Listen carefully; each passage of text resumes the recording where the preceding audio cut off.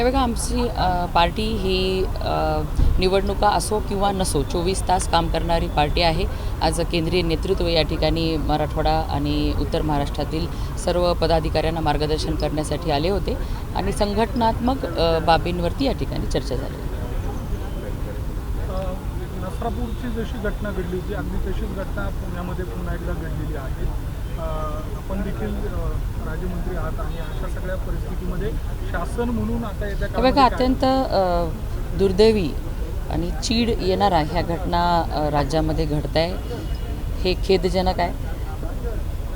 राक्षसी प्रवृत्तीचे लोक जोपर्यंत समाजामध्ये आहेत ह्या घटना घडत आहे.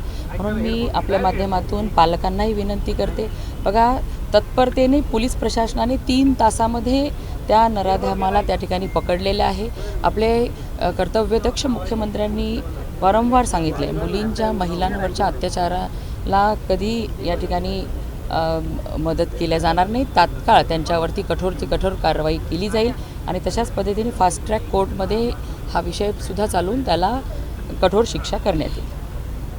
मुंबईमध्ये महापौरांचा जो काही सोशल मीडियाचा प्रसिद्धीचा खर्च आहे तो 25 लाख रुपये आता करणार आहेत असं कळते. त्यावरून विरोधक करत आक्रमक झाले. नाही, बघा, मला त्याबद्दल माहिती नाही, पण महापौर एक त्या ज्या काही गोष्टी करतात जनतेसाठी किंवा काही नवीन उपाययोजना आणत असतील ते जनतेपर्यंत पोहोचवण्यासाठी ह्या सगळ्या गोष्टी लागतात, त्यामुळे तो खर्च असेल.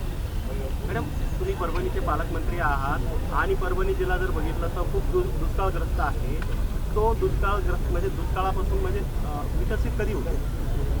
बघा, मराठवाडाच तसा दुष्काळग्रस्त आहे, परंतु आपले मुख्यमंत्री आदरणीय देवेंद्र फडणवीस साहेबांनी मराठवाड्याचा दुष्काळ मुक्त करण्यासाठी जे पावलं उचललेले आहेत आणि लवकरच मराठवाडा दुष्काळमुक्त होईल आणि परभणी जिल्हा विकसित करण्यासाठी आम्ही प्रयत्न करत आहोत.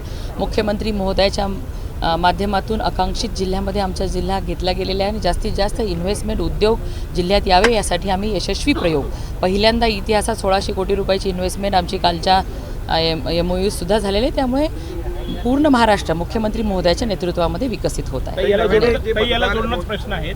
भारतामध्ये 70% आता दुष्काळाचा परिणाम होणार आहे अशी स्कायमेटने आकडेवारी व्यक्त केली. बघा, अल निनोचं हे वर्ष आहे, हे सुरुवातीपासूनच सांगितलं होतं ना, त्या दृष्टीने सरकार मुख्यमंत्री महोदयाच्या मार्गदर्शनामध्ये काम करत आहे. शेतकऱ्यांच्या पाठीशी सरकार उभं राहणार आहे. मतदार नोंदणी संदर्भात निवडणूक आयोगाने जवळपास 1 कोटी मतदारांची नावं जे आहेत ते उघडलेलं आहेत. त्यातले काही माहीत सुद्धा आहेत.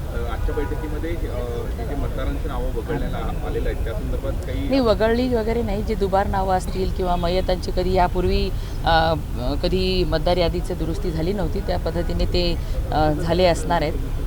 त्यामुळे तसा काही विषय या ठिकाणी नाही. धन्यवाद. लाडकी बहीण योजना होते त्यांच्याकडनं जी वसुली होती अद्याप होतच नाही. त्याबाबत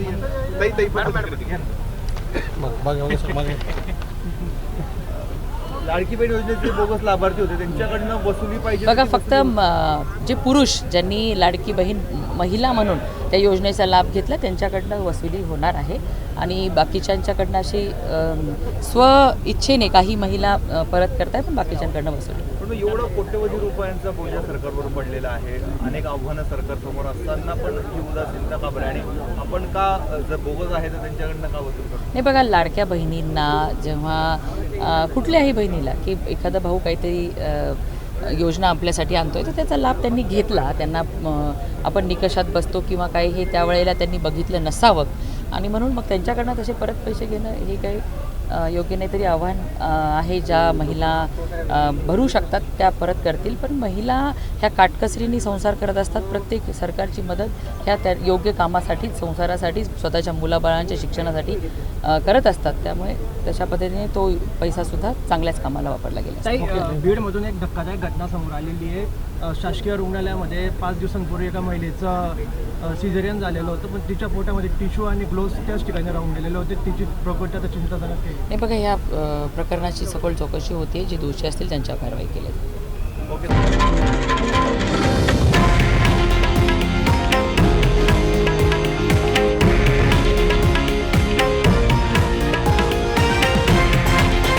हे आहे देशातील नंबर 1 न्यूज नेटवर्क आणि आपण पाहत आहात TV9 मराठी, एकमेव.